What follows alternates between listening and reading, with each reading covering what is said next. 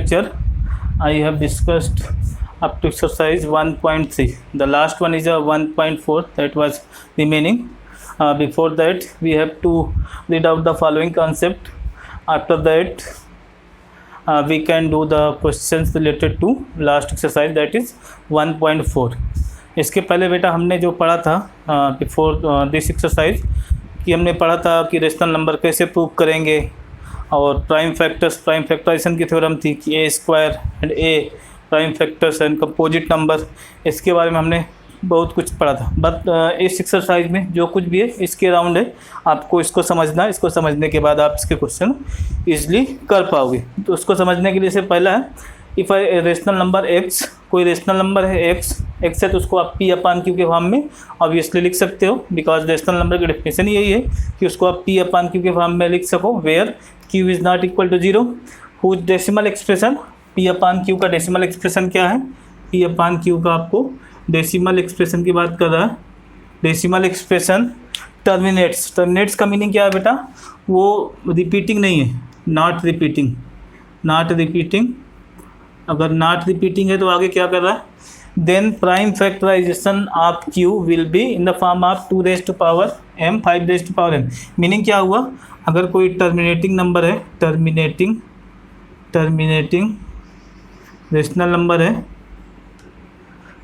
Number है बेटा, तो उसका जो डिनोमिनेटर होगा, डिनोमिनेटर दैट इज़ क्यू, ठीक है, ये हो जाएगा पी अपान क्यू।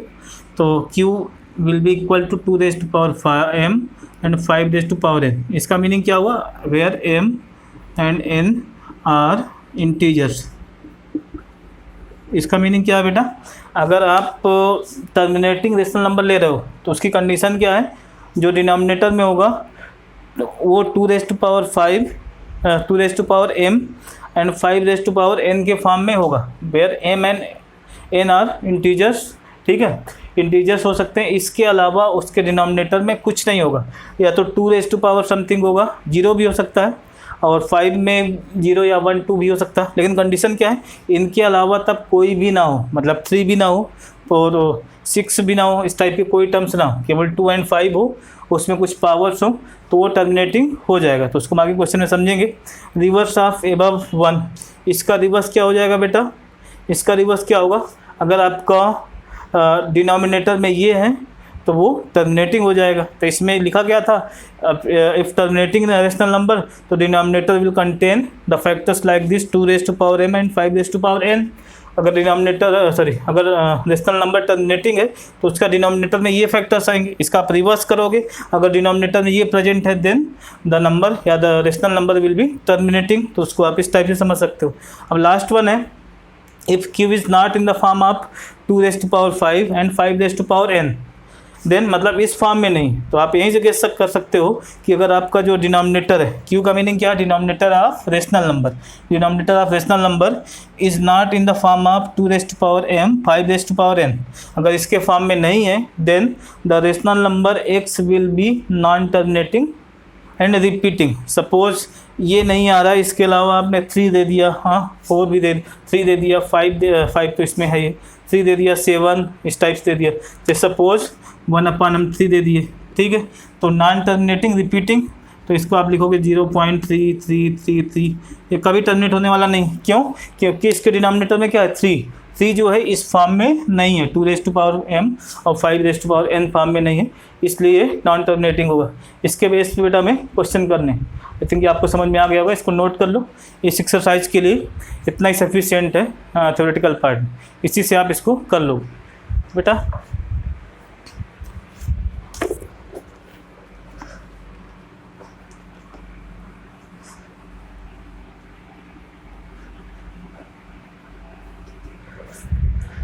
एक्सरसाइज 1.4 है। एक्सरसाइज 1.4 में पहला क्वेश्चन है, without actually performing the long division state with the following rational numbers will have a terminating decimal expansion और नॉन टर्मिनेटिंग। तो इसमें मैं जैसे कर दे रहा हूँ कुछ बेटा, जैसे फर्स्ट वन है 13/3125, आप इसको मैं कर दे रहा हूँ साथ में क्वेश्चन नंबर 7 कर दे रहा हूँ 129 2 raise to power 2 7 raise to power 5 and 5 raise to power 7 इसको कर दे रहा हूँ। साथ में क्वेश्चन और कर दे रहा हूँ मैं 10th 77/210। आपको बेटा विदाउट कोई परफॉर्म किए हुए, विदाउट किसी पर ऑपरेशन किया, विदाउट किसी कैलकुलेशन को आपको इसको बताना है कि ये टर्मिनेटिंग होगा कि नहीं। तो जैसे मैंने बताया था सब कुछ डिपेंड कर रहा है क्यू पे। क्यू मतलब डिनोमिनेटर पे। ये आपका रेशनल नंबर है, ये रेशनल नंबर है, ये भी रेशनल नंबर है, सभी के सभी क्या है रेशनल नंबर है। और इसको आपको क्यू को चेक करना है। अगर क्यू आपका केवल इस फॉर्म में आता है 2 raise to power 5 5 raise to power n, number आपका टर्मिनेटिंग हो जाएगा। अगर आपका डिनोमिनेटर इस फॉर्म में नहीं आता है, मीनिंग इसके अलावा 3 7 इस टाइप के भी टर्म आते हैं, तो वो क्या हो जाएंगे टर्मिनेटिंग नहीं होंगे, वो नॉन टर्मिनेटिंग और रिपीटिंग कैटेगरी में चले जाएंगे। अब इसको क्या चेक करना, जैसे इसकी हम बात करें तो 3 1 2 5 हमको इसको फैक्टर्स करने। तो फैक्टर्स आप करो इसको 3 1 2 5 के फैक्टर्स करोगे तो 5 टाइम्स जाएगा 6 5 2 जा 10, ठीक है बेटा, 5 5 जा 25, 3 हो जाएगा 5 5 1 जा 5 5 2 जा 10 5 5 जा 25 5 2 जा 10 5 5 जा 25 एंड 5 दिस वन 5। इसको आप करोगे तो 5 इंटू 5 इंटू 5 इंटू 5 इंटू 5, तो 3 1 2 5 का बेटा जो फैक्टर्स होगा 5 इंटू 5 रेज़ टू पावर 1 2 3 4 5 5। इसको क्या लिख सकते हो 2 raise to power 0 into 5 raise to power 5, इसकी वैल्यू 1 होगी। तो मैंने जैसे बताया था m और n आपके वो 0 भी है, m n n r whole numbers आप, ये बेटर होगा। इसको m and n r whole numbers, ये आप इसको लिख सकते हो, ठीक है, होल नंबर्स हैं, तो उसके बेस पे आप इसको कंक्लूड कर सकते हो। तो यहाँ पे देखोगे it will be in the form of this, या इसको आप यहाँ से देख सकते हो if q is not in the form of this, तो ठीक है। अगर फॉर्म, लेकिन ये तो इसी फॉर्म में आ रहा है 2 raise to power 0 5 raise to power 5, meaning अगर इस फॉर्म में डिनोमिनेटर है तो कैसा हो जाएगा टर्मिनेटिंग हो जाएगा। तो यहाँ पे डिनोमिनेटर में 2 रेज़ टू पावर 0 आ रहा है, 5 रेज़ टू पावर 5 आ रहा है, इसका मतलब मीनिंग 2 और 5 आ रहा है, तो ये जो रेशनल नंबर होगा ये टर्मिनेटिंग होगा इस थ्योरम के हिसाब से, ठीक है बेटा। अब आप सेकेंड वन में आओ, 7th क्वेश्चन में आओगे। 7 में क्या है डिनोमिनेटर में जो आपका है क्वेश्चन नंबर 7 में आप आओगे तो यहाँ पे q जो है आपका डिनोमिनेटर वाला term 2 square 7 raise to power 5 5 raise to power 7, ये तो ठीक है, ये भी ठीक है 2 raise to power m 5 raise to power n, but ये हमें नहीं चाहिए था। क्यों नहीं चाहिए था? क्योंकि जब केवल इतना ही होगा तभी वो टर्मिनेटिंग होगा। इसके अलावा अगर कोई प्राइम नंबर्स आते हैं 7 या 11 या कुछ भी आते हैं तो उस केस में टर्मिनेटिंग नहीं रह जाएगा। तो ये इसकी वजह से ये प्राइम नंबर कभी टर्मिनेट नहीं होगा, नॉन टर्मिनेटिंग रेशनल नंबर, ठीक है इसका आंसर। अब 10th में आएंगे, क्वेश्चन नंबर 10 जो है इसका जो डिनोमिनेटर है q इज इक्वल टू 210, इसको आप फैक्टराइज करोगे तो 2 इंटू 5 इंटू 3 इंटू 7, ठीक है बेटा। तो इसको भी आप चेक करोगे तो इसका rational number 2 raise to power 1 5 raise to power 1 3 raise to power 1 7 raise to power 1, ये तो डिजायरेबल है, but 3 raise to power 1 and 7 raise to power 1 आपको नहीं चाहिए था। वो आने की वजह से ये कभी भी टर्मिनेट नहीं होगा, क्योंकि टर्मिनेट होने के लिए कंडीशन है कि डिनोमिनेटर में केवल और केवल 2 रेज़ टू पावर 5 और 5 रेज़ टू पावर n हो, इसके अलावा कोई भी टर्म या कोई प्राइम नंबर डिनोमिनेटर में नहीं होने चाहिए, बट इसमें आ रहे हैं ये 3 और 7, जिसकी वजह से ये टर्मिनेटिंग नहीं होगा। तो ये बेटा इसको आप कर लेना, क्वेश्चन नंबर 1।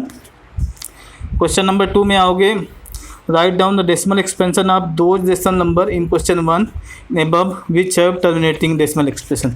तो सिंपल है बेटा, जो आपने क्वेश्चन 1 में 10 पार्ट हैं इसके, तो 10 पार्ट में पहले जिसको आपने बताया था कि टर्मिनेटिंग, तो टर्मिनेटिंग है तो उनको आपको डिवाइड करके लिख देना है, उसका आंसर कितना आएगा आफ्टर डिवीजन, कितना आंसर आएगा उसको आपको सॉल्व करके लिख देना है, तो उसका हो जाएगा क्वेश्चन नंबर 2, आप कर लोगे उसको, ठीक है बेटा। क्वेश्चन नंबर 2 में नहीं कर रहा हूँ क्योंकि क्वेश्चन नंबर 1 से लिंक पार्ट है, और 1 आप ऑलरेडी कर चुके हो कुछ पार्ट मेरे साथ, तो क्वेश्चन नंबर 2 को आपको उसी तरीके से कर देना डिवाइड करके।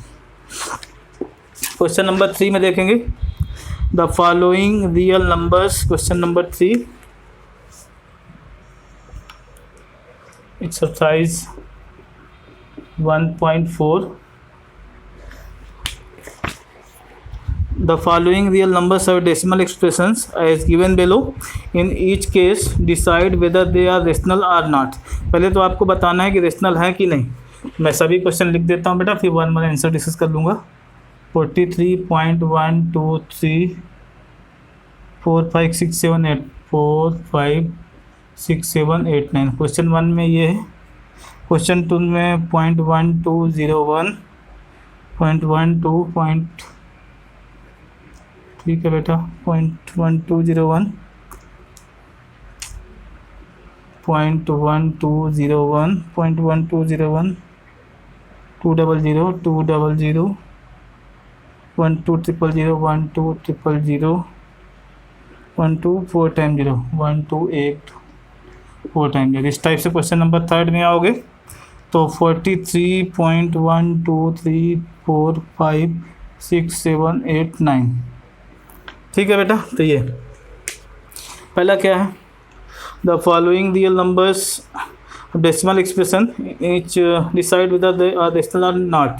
तो रेशनल बेटा जैसे हम क्लास 9 में, अगर आप मैंने इसमें डिस्कस नहीं किया कि रेशनल नंबर कितने टाइप के होते हैं, कैसे हम फाइंड आउट करेंगे, टर्मिनेटिंग नॉन टर्मिनेटिंग, टर्मिनेटिंग होंगे तो रेशनल होंगे कि नहीं होंगे, नॉन टर्मिनेटिंग होंगे तो कब रेशनल होंगे, कब रेशनल नहीं होंगे, तो वो सब हमने क्लास 9 के वीडियो में स्टार्टिंग में नंबर सिस्टम जो चैप्टर था उसमें हमने डिस्कस किया है। आप वहाँ जाकर अगर आपको कोई डाउट है तो क्लास 9 की वीडियो आप चेक कर सकते हो, देख सकते हो, वहाँ से आपको कंप्लीट कॉन्सेप्ट मिल जाएगा। मैं यहाँ डिस्कस नहीं कर रहा हूँ, डायरेक्ट मैं यूज करने वाला हूँ। जैसे 43.123456789 ठीक है बेटा, ये टर्मिनेट हो रहा है, ये 9, इसके बाद कोई डिजिट नहीं, टर्मिनेट है। अब टर्मिनेट हो रहा है तो इसके बारे में रेशनल है कि नहीं है, ये रेशनल है बेटा। क्यों रेशनल है, क्योंकि ये टर्मिनेटिंग है। रेशनल है बिकॉज टर्मिनेटिंग है, टर्मिनेट हो रहा है, टर्मिनेटिंग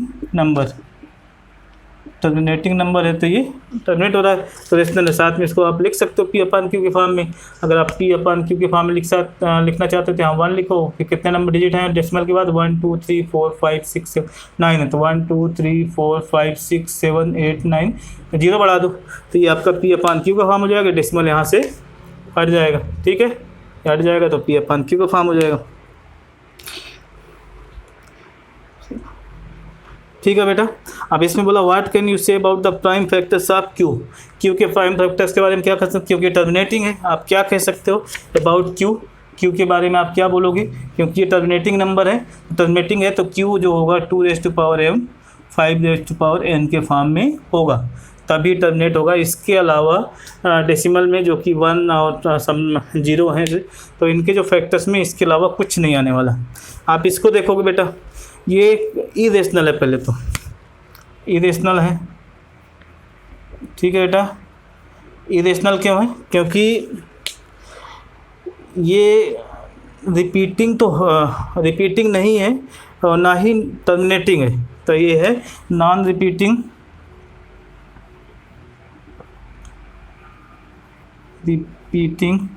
और नॉन टर्मिनेटिंग। जब नॉन रिपीटिंग नॉन टर्मिनेटिंग होता है बेटा तो वो इरेशनल नंबर होता है, ठीक है। इरेशनल नंबर होता है तो इसको हम पी अपान क्यू के फॉर्म में नहीं लिख सकते।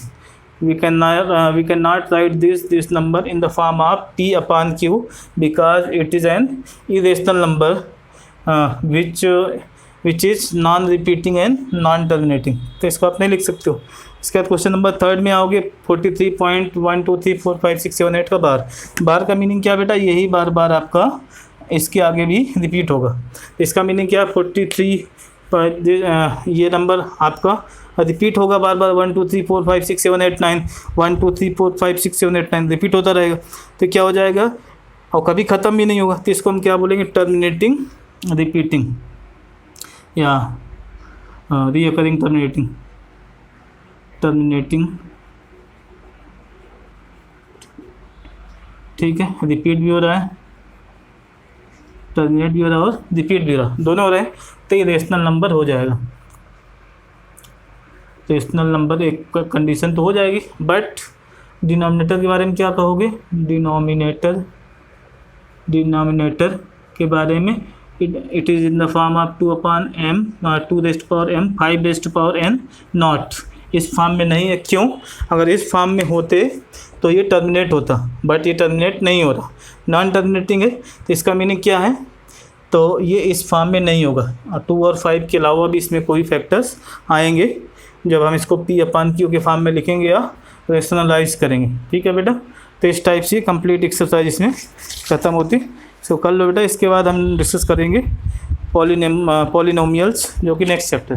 ठीक है बेटा, दोबारा कहता हूँ कि मैथ्स कॉन्सेप्ट बिल्टअप करो बेटा, थ्योरी उसकी पढ़ो, थ्योरी पढ़ने के बाद तब उसके न्यूमेरिकल करने की कोशिश करो। और आप पहले ही सोचो कि सर ऐसे लेके उसमें किसी दीवार में भिड़ जाओगे बैलों के तरीके से, तो नहीं होने वाला। उसका रीज़न है क्योंकि आप जब उसके बारे में थ्योरी जो कॉन्सेप्ट पढ़ के नहीं जाओगे, कुछ पता करके नहीं जाओगे, केवल सर उसमें पटकते रहोगे, तो सर पटक पटक के आप वापस आ जाओगे। तो बेटर होगा पहले उसकी थ्योरी पढ़ो, थ्योरी पढ़ने के बाद उसको अप्लाई करो, क्योंकि मैं क्लास में करता हूँ।